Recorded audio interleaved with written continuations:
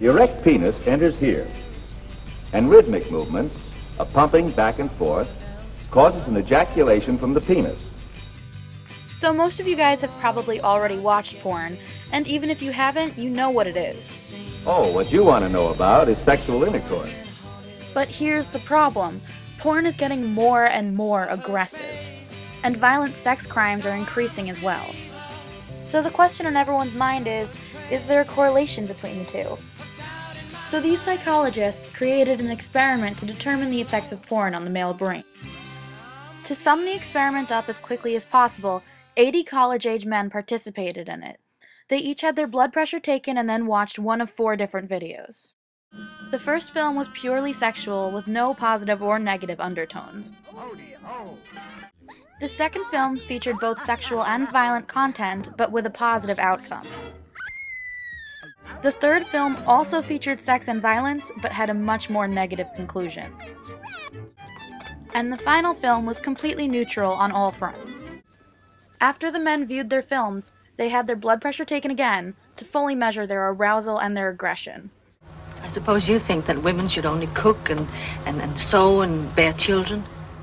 They were then given the opportunity to provide electric shocks to participating women who had treated them unfairly earlier on in the study.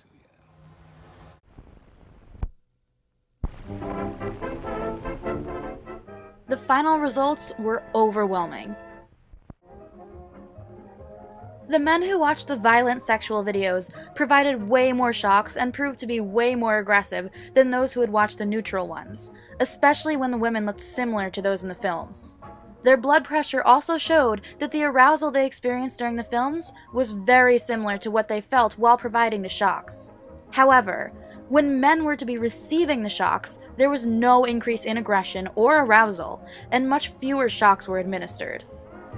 All by myself in the night.